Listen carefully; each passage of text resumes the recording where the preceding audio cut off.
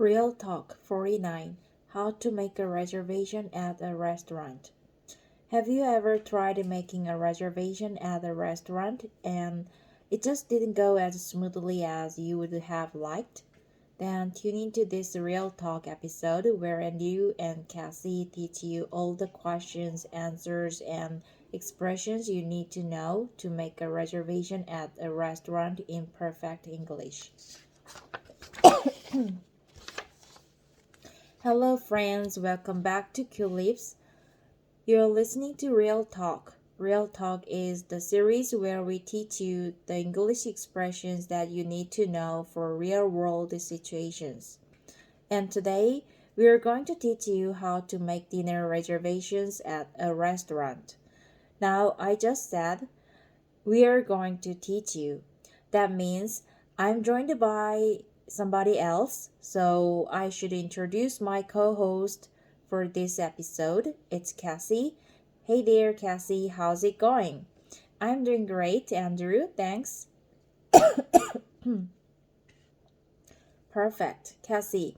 We also wanted to give a shout out to one of our listeners from Belarus, Victoria, who recently left us a 5-star rating and a nice review on Apple Podcasts. And Victoria left us such a kind message. Cassie, would you mind reading it for us all? Sure. So Victoria says, "Hi there, I'm from Belarus and I came across this podcast a few weeks ago. I really enjoy listening to it since there are a huge number of different topics covered. I usually do it on my way to work or home. It's quite easy to understand, and it really helps to enrich the vocabulary and listening skills. I also like hearing your pleasant voices. Thanks for doing a great job." Thanks, Victoria.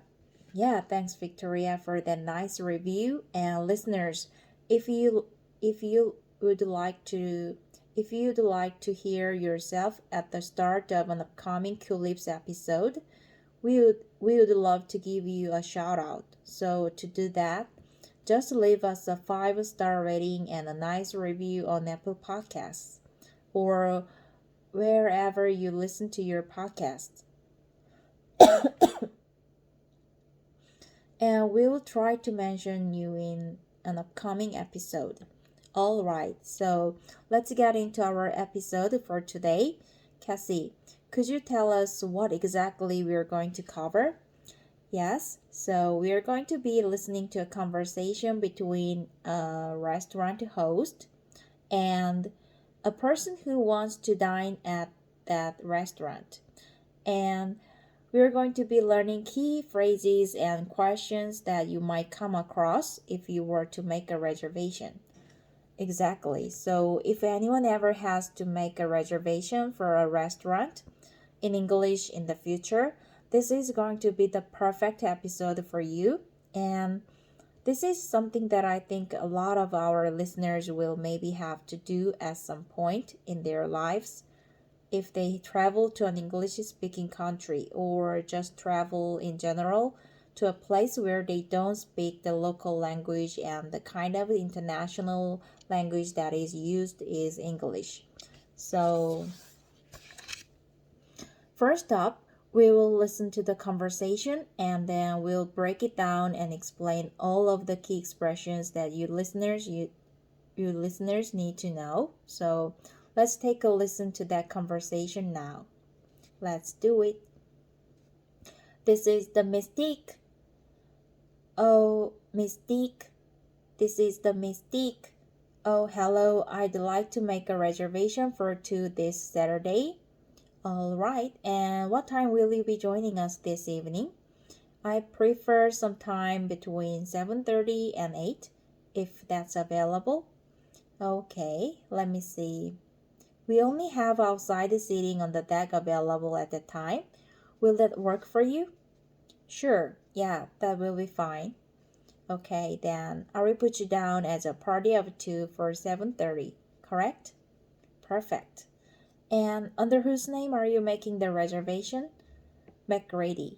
Okay, thank you, Mr. McGrady. We'll see you on Saturday night. All right. Perfect. Thank you.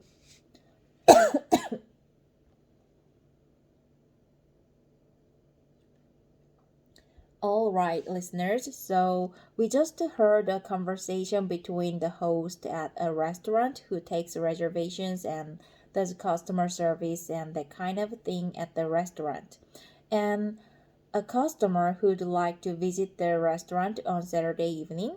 The customer was making a reservation. So, Cassie, why don't we go through this conversation now and highlight some of the important language that was used in order to successfully make that reservation? Yeah, I think we should definitely start with the very first thing the person making the reservation said, which was, I'd like to make a reservation for two this Saturday. I'd like to make a reservation for two this Saturday. Exactly. So there's two things in this sentence that you may need to change depending on your situation, right? When we say for two, it means for two people. But if you had maybe a larger family or a larger get together and you had more people, then you would need to change that number, of course, right? I'd like to make a reservation for four. I'd like to make a reservation for six, like that. Exactly. And then the second part you might want to change is the day. So in this example, it was a reservation for two this Saturday, but maybe you would have it on a Sunday or a Friday or a Wednesday. And it might even be next week. So you might not say this Saturday, meaning the week that you are on currently, but it could be for the following week, for the next week. So I'd like to make a reservation for three next week, next Wednesday, something like that. Exactly. I mean, some really fancy restaurants even require reservations, like a month in advance, right, Andrew? Oh, yeah, absolutely. So you might have to say your ideal time, but if that time is booked and busy, then they might say, oh, sorry, we are busy at that time. The earliest we could squeeze you in would be next month, something like that. So if they are busy, they would suggest the soonest available time that you could visit, and you would just have to go from there. Exactly. And Andrew, what's our next expression?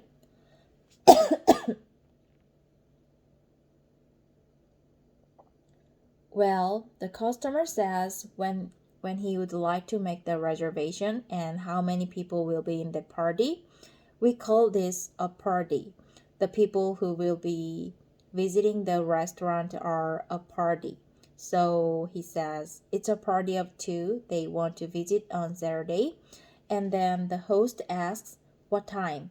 What time in the evening will you be joining us? So what time will you be joining us that evening? And this is just a question that everyone should expect to be asked because it is important for the restaurant to know what time you will visit so that they can get prepared for you. So you would just choose a ballpark time that you'd like. In this case, it was between 7:30 and 8. You could say you wanted earlier time like 5 o'clock or later 9 o'clock. It all depends on what you need. And Cassie, you just used an interesting expression there, a ballpark. So a ballpark time or ballpark figure is just an estimation, right? It's not like I'll be at the restaurant exactly at 7:35 p.m. It's more like a window, a gap of time, like between 7:30 and 8. And that is usually how we will make a reservation. Exactly. So following that, the host checks her computer and sees that actually the restaurant is full, but they do have some space outside on the deck. So they have outside seating on the deck. Some restaurants will also call this area the patio. So you might hear deck, you might hear patio. Both are common. And that just means sitting outside of the restaurant. These days, because of COVID, in North America, many restaurants have actually switched the layout of the restaurants to more of an outdoor dining area. So I think it's probably pretty common these days that many people are eating on the decks and patios. So yeah, this is something that is kind of a new trend but very popular these days. Yeah, that's right. I think especially in the summertime, this is popular anywhere, COVID or no COVID. Yeah, I love it. Personally, I like eating outside. Patios are awesome in my opinion. And then the customer confirms, yeah, that's okay. I'd like to sit on the patio, no problem. So the host responds by saying, I will put you down as a party of two for 7:30, correct? I will put you down as a party of two for 7:30, correct? And this is just a way to confirm that she has the information correct. Cassie, we talked about this party of two, right? Could you just remind us one more time what this means, party of two? Yeah, so your party isn't like a fiesta, dancing and food kind of party. This kind of party is how many members are eating together in your group. So a party of two would be two people dining together. All right, and then the last question, the last important piece of information that the host needs is the customer's name. So she asks, under whose name are you making the reservation? Under whose name are you making the reservation? And the customer responds McGrady, and the host knows that this is the last name. So, Cassie, usually when you get asked this question, would you respond with your first name or your last name or both? How would you answer this question? This is really funny. I've never made many reservations, but the few times I have, it would always be my last name. Always your last name. Yeah. I might give my first name or my last name in this situation, but I don't think we would give just our first names, right? Somebody said, under whose name are you making this reservation? Oh, Cassie or Andrew? Especially Andrew, my name is really common. It's one of the top names for boys in my generation.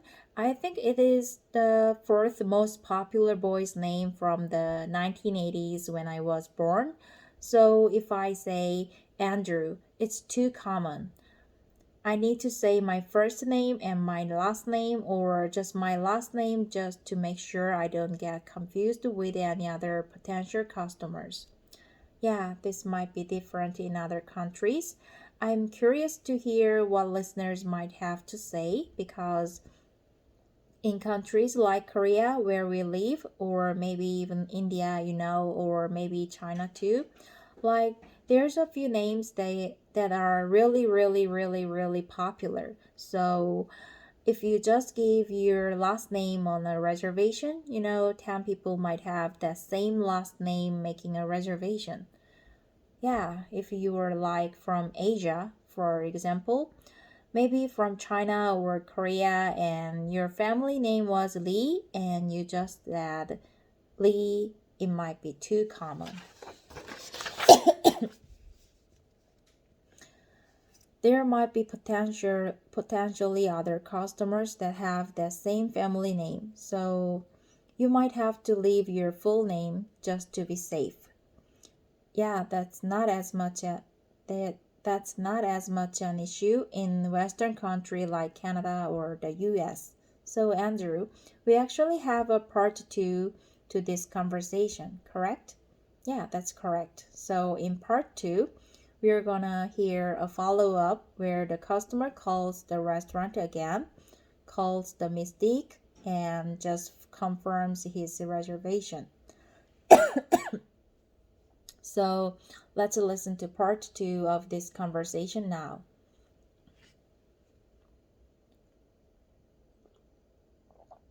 This is the Mystique. Hello, I'm just calling to confirm my reservation for tomorrow night. What's the name under the reservation? McGrady.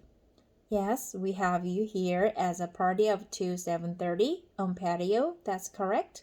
Yeah, that's right. And I know it's last minute, but would it be possible to push our reservation up to like 6:30?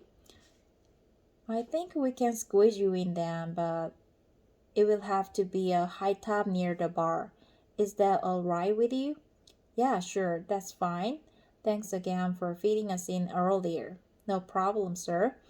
We look forward to seeing you tomorrow night. Okay, like we said, this is a follow-up conversation. It's sometimes customary for people to call back the night before just to make sure their reservation is on the books. You know, you don't want to show up and then find out your reservation was magically erased or something. So the person calls back and he makes his first expression, which is, I'm calling to confirm my reservation for tomorrow night. I'm calling to confirm my reservation for tomorrow night. Exactly. So if we think about it a bit, this customer actually doesn't want to confirm his reservation. He wants to change his reservation, but he's kind of breaking the ice and just making sure first that the reservation was made and that there were no errors. And that was actually written in the reservation book, as you mentioned, Cassie. So he confirms first by saying, hello, I'm calling to confirm my reservation for tomorrow night.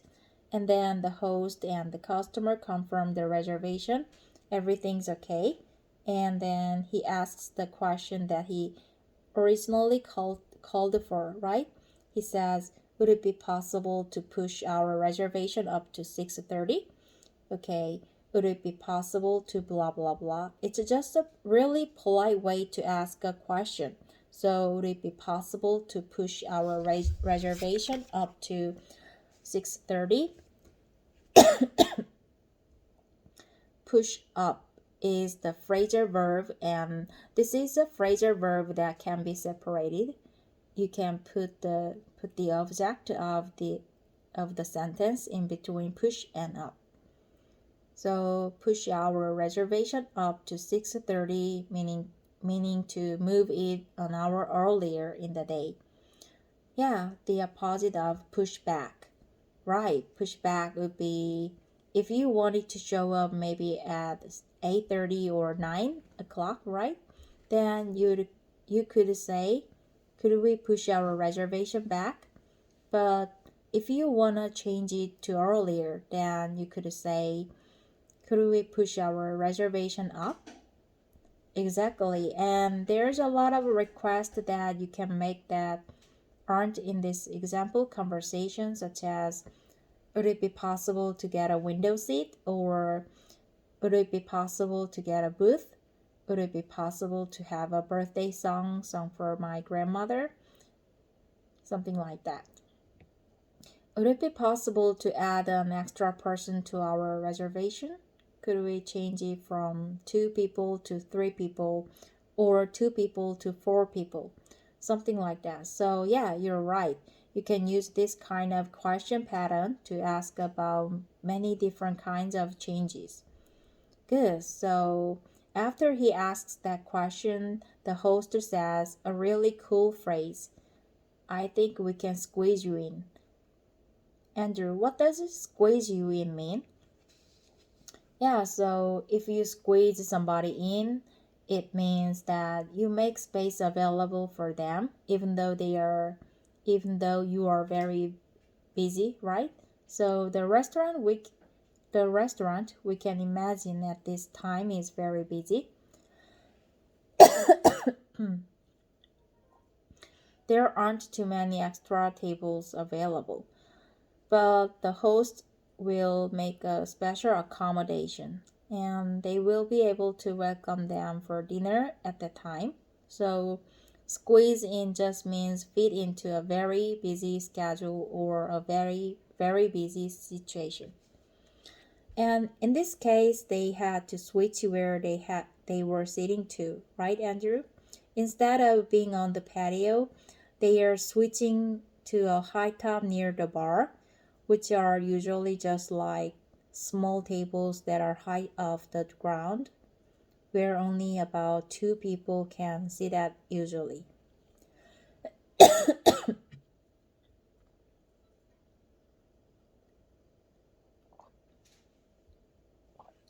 Yeah, so it's more like bar seating instead of regular dining seating, so maybe not as comfortable.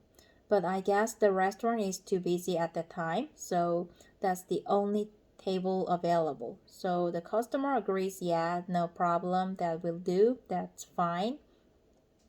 And then he says, thanks for feeding us in. And that just means thanks for making a special accommodation for us even though the restaurant is very busy. Thanks for making room for us in this busy situation. That is fitting us in this context. Okay, so we're almost at the end of today's episode, but before we go, let's summarize what we've covered.